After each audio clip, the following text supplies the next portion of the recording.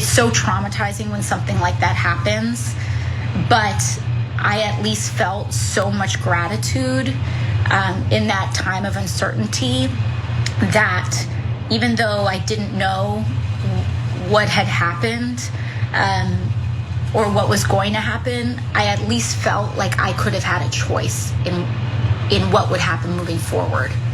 And whether my values and whether my personal perspective led me to carry a pregnancy or not is no one else's business but my own. And it could have been my choice. That is Representative Alexandria Ocasio-Cortez in Instagram Live yesterday talking about in the aftermath of this incredibly tragic, horrific experience, at least knowing that in a country that at that point at least cared about people's reproductive rights, she had a choice that if she needed to get an abortion, she could. Now, the situation is changing rapidly. We're waiting for the SCOTUS decision on Roe v. Wade to come out. And so she is able to connect with people who might be affected by this based on her own experience. And we want to give you a little bit more of what she had to say. So let's roll that video. After you experience something that traumatizing, if you're a person that menstruates, your cycle, and this happened to me, your cycle can be really, really thrown off because of the trauma and the stress of being assaulted. You may miss a cycle. You may not even be pregnant. I remember when that happened, the horror that I had felt, and I felt really alone. For context, I grew up in a very religious household. That is why these choices are very deeply personal, and that's why it is a choice for every person. But I remember in the moment after what happened, I was just so horrified. What I do remember in that moment, I had felt like no matter what had happened, I at least had a choice in what happened to my life after a choice was taken away from me. That's the point, is that your future and your life can belong to you. And so look, for a long time, we've said that Representative Ocasio-Cortez has a very strong skill at being able to connect with people, understanding how politics actually affects people's lives. And I mean, I think that the contrast couldn't be more significant, that you have all of these people on the right, on either cable news or on the political side, 90% of whom are men, who don't seem to know about any of this, care even less than they know. And a lot of people are very nervous in states across the country, many of which, and we'll get into the numbers in a little bit, face the potential for reproductive rights to vanish in a second if the decision comes out. They're very scared and they're looking for people who seem to care. The Democrats have not done a great job since the leak on the 3rd in reassuring people that they take this seriously, but I think that videos like that can help. Yeah, the one thing I'll say is that the Democrats have done a good job overall in telling their personal stories, led by a lot of progressives. And here I'll give Pramila Jayapal credit too. And I think it normalizes these choices that people are making. And I think that you shouldn't underestimate how important that is. Because I saw the polling on, for example, when we were fighting for gay marriage to be legal, if you knew someone in your personal life who was gay, I don't remember the exact numbers now, but the number, your tolerance for gay marriage and gay rights overall went up by a stunning number. I forget, it was a 30, 40, 50 points, right? If you think you don't know any gay people, you're like, who cares? Take away their rights. No way on marriage, man, between them. Your cousin is, your brother is, your sister is. All of a sudden you're like, oh no, okay, yeah, that's somebody I can relate to, right?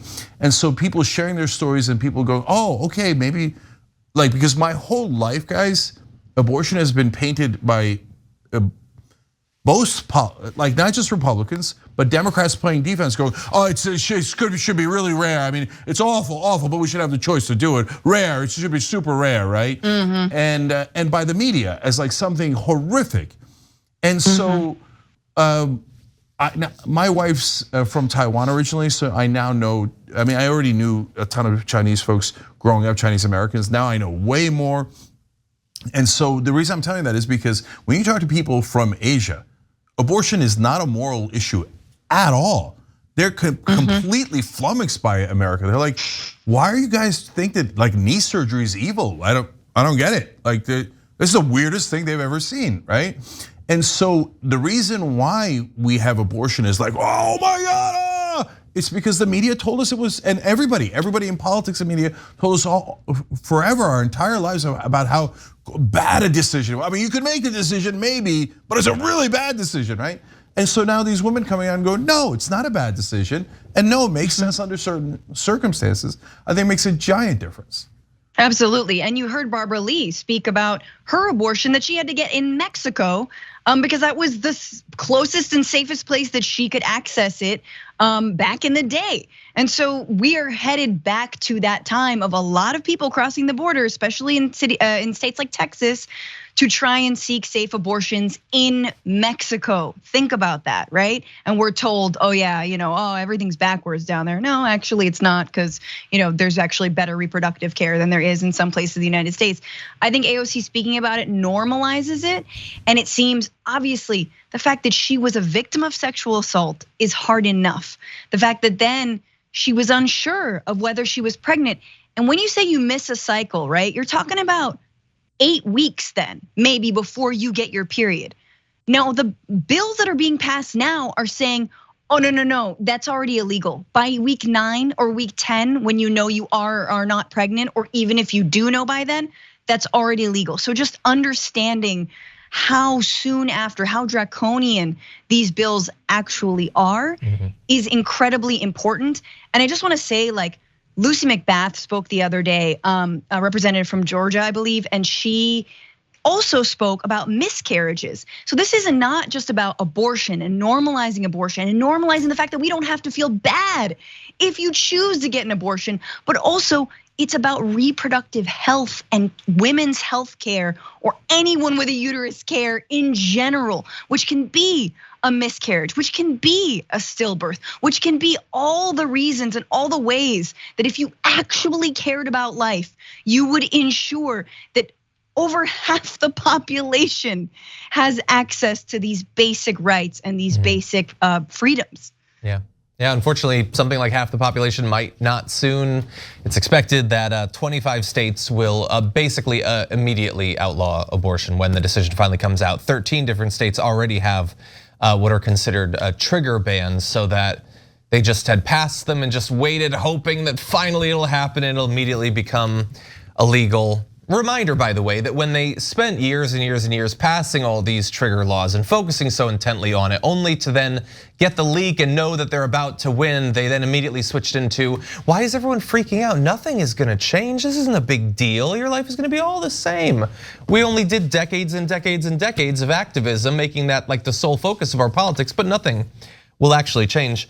I wanna remind people, in case they've forgotten, that this is wildly unpopular. If we could jump to the most recent polls, nearly 2 in 3 Americans oppose overturning Roe v. Wade. In fact, more than 1 out of 3 even Republicans do.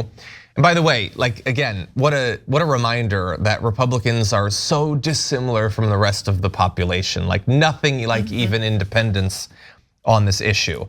And in terms of what effect this might have, the like midterm ramifications of this matter less to me than they do for basically any other political development, because it is such a paltry silver lining considering the stakes of what's actually happening. But that said, right now apparently the Democrats are leading in the what's considered like the generic congressional comparison, like would you vote for a Democrat or a Republican, 47 to 42. That is up 8 points net from what it was a month ago. So other things have changed too. This is not the only political development, but it's a significant one, and it seems like it might make a pretty significant difference. Yeah, my theory is that Sam Alito is the one that leaked his own draft of this decision, and so I don't have enough evidence for that for me to present that as a news story for you guys. That's just my gut. okay? But we've explained why in the past, because he wants to solidify the most extreme version of this decision and wants to make sure that others don't back out of voting yes, or in this case, no to yes to overturning Roe, okay? But politically, it seems to have backfired, right? And that's why even people like Mitch McConnell, et cetera, were backpedaling as soon as this happened. Ted Cruz talking about, I mean, it's not that important. I mean, I wouldn't even talk about it. That's when you know they're worried to death about it. And that's when you know that they know 70% of the country is actually left-wing on this. I would argue 70% of the country is left-wing on almost all the policy issues, and I could show it to you in the polling, but definitely on this, and even Ted Cruz and Mitch McConnell know it. So AOC also talked about freedom and liberty, and there's just no question. I mean, you could say, if you're a right winger, you can say, no, we should snatch women's bodies because my religious views on the zygote inside them is more important than their liberty. But you can't say that you're not taking their freedom away. You're definitely taking their freedom away. So please shut your mouth about freedom from now on, because you don't believe it at all. Just wanted to clarify. And it's our role to reclaim that. It's on the left, and honestly, it's on what I think needs to be a revitalized abortion movement, like freedom of access movement that needs to say the word abortion.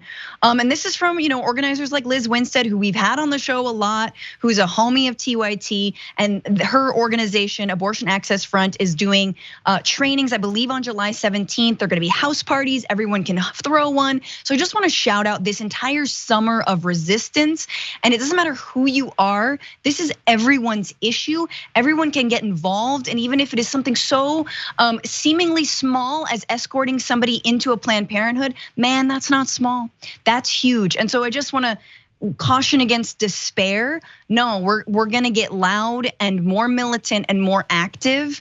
And because you're right, these guys are on their back heels. They know it's unpopular. They're not doing victory laps. They're trying to gaslight us about how it's not about freedom. And we all know better. And last thing, I'll remind everybody every time we do this story, because as we said earlier about talking about abortion makes it feel less wrong, et cetera. The Bible is massively pro-abortion. It is indisputably pro-abortion. You should read it. It's Numbers 5:11 through 31. God orders the abortion, and the priest executes the abortion if your wife cheated on you. It is a fact. So they don't even have the premise right, that God is definitely in favor of abortions. Thanks for watching The Young Turks, really appreciate it. Another way to show support is through YouTube memberships. You'll get to interact with us more. There's live chat emojis, badges.